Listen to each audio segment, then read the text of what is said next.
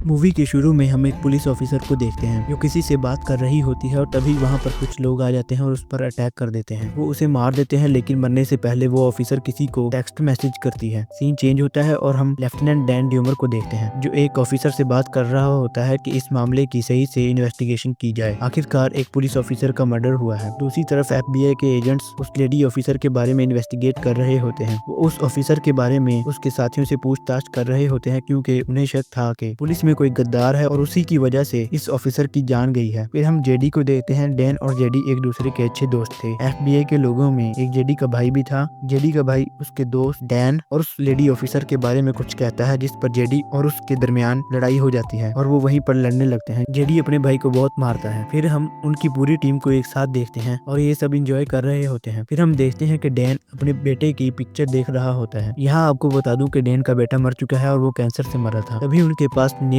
DEA के कुछ लोगों के साथ आता है। वो उन्हें कहते हैं कि पुलिस ऑफिसर के मर्डर का केस उन्हें खुद देखना होगा क्योंकि ये उनके इलाके में नहीं हुआ, तो उन्हें अपने मसले खुद सुलझाने होंगे। वो उन्हें ये भी बताते हैं कि हर डिपार्टमेंट में गद्दार और करप्ट लोग बैठे हैं, तो जरा बच के रहना। तभी वहाँ पर डैन आता है और अपनी टीम से कहता है कि उन्हें एक रेड पर जाना होगा। वो उन्हें बताता है कि उन्हें अच्छे खासे पैसों की टिप मिली है। उसकी टीम में जेडी था और एक मेल मेंबर जिसका नाम माइक था और 2 फीमेल मेंबर्स भी थी। तो ये सब रेड के लिए चले जाते हैं। यहाँ पर एक फीमेल मेंबर डैन से पूछती है कि उसे कितने पैसों की टिप मिली है। डैन उसे बताता है कि उसे 2,50,000 की टिप मिली है। इसके बाद उसके पास माइक आता है और उसे कहता है कि उसे कितने पैसों की टिप मिली है, तो वो उसे बताता है कि उसे 1,50,000 की टिप मिली है। ये सब लोग लोकेशन पर पहुंचते हैं और डोर नॉक करते हैं। अंदर से एक लड़की आती है जिसका नाम डेजी था। डैन उसे एक पेपर पर साइन करने का कहता है और साइन करवाते ही वो लोग अंदर चले जाते हैं। वो लड़की उन्हें बताती है कि ये उसकी दादी का घर है। अंदर जाते ही ये अपने डॉग को छोड़ देते हैं और वो डॉग एक कमरे में आकर छत की तरफ देखकर भौंकने लगता है। ये सब ऊपर जाकर देखते हैं तो उन्हें वहाँ पर एक सीक्रेट डोर मिलता है जिसके अंदर कुछ कंटेनर छुपाए गए थे। फिर डैन और जेडी आकर डेजी से पूछताछ करने लगते हैं और वो कहती है कि उसे नहीं पता वहाँ क्या है, लेकिन उन्हें पता चल जाता है कि वो झूठ बोल रही है। इसके बाद वो इन कंटेनर्स को निकाल कर देखते हैं और उन्हें पता चलता है कि यहाँ बहुत से पैसे छुपाए गए हैं। यहाँ पर डैन अंदाजा करता है कि यहाँ तकरीबन $20 मिलियन छुपाए गए हैं। फिर डैन सबसे उनके फोन ले लेता है। यहाँ जेडी डैन से पूछता है कि उसे कितने पैसों की टिप मिली थी। डैन उसे कहता है कि उसे $3 लाख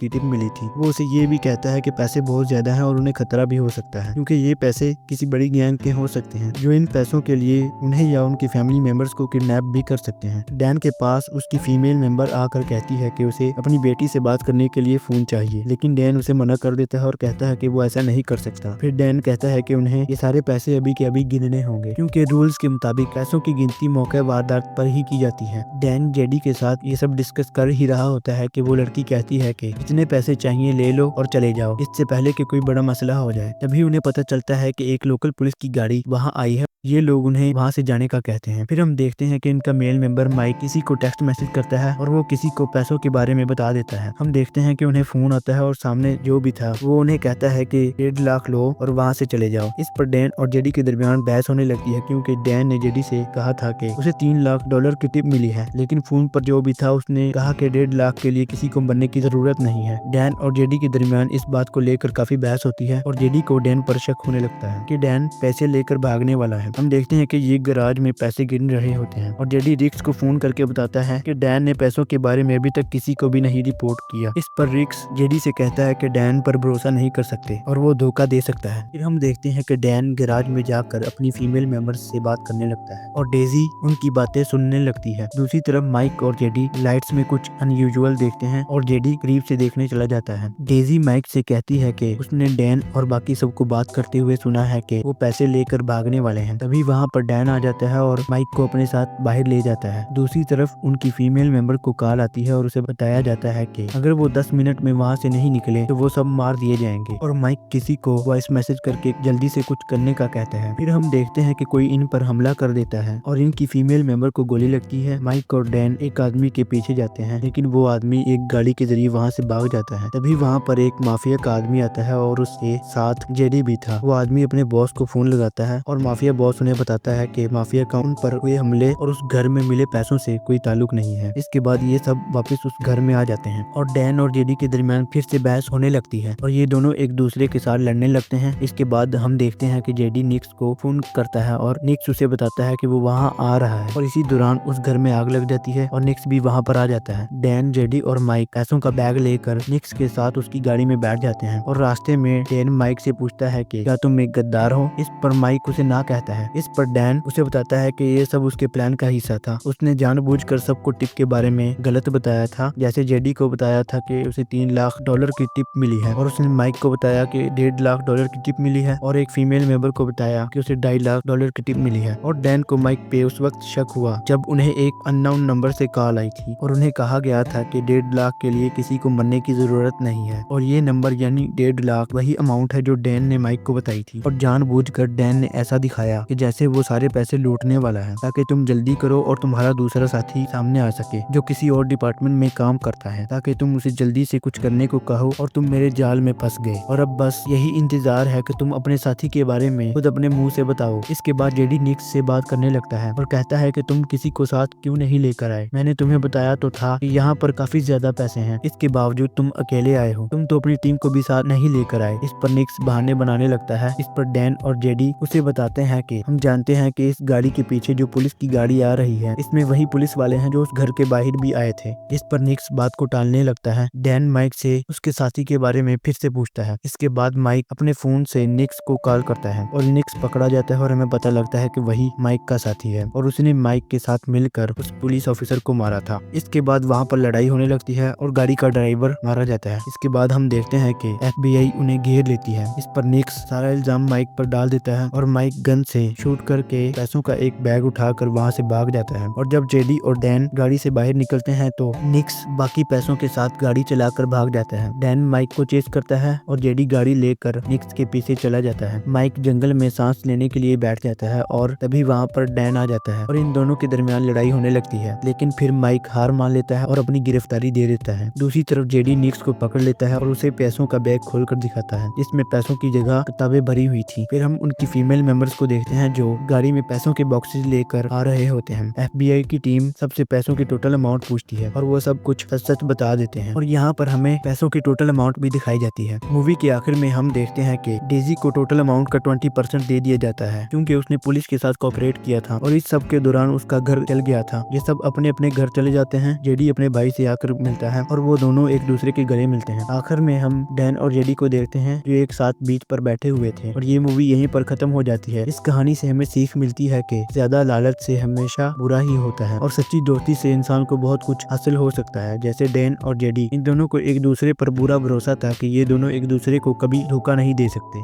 तो दोस्तों कमेंट में ज़रूर बताइएगा आपको ये वीडियो कैसी लगी। मुझे तो ये कहानी काफ़ी अच्छी लगी और मैं इसे 10 में से 8 की रेटिंग दूंगा। वीडियो को लाइक और शेयर कीजिए और चैनल को सब्सक्राइब कर लीजिए ताकि मेरी लेटेस्ट वीडियो का आपको पता चल सके। Thanks for watching.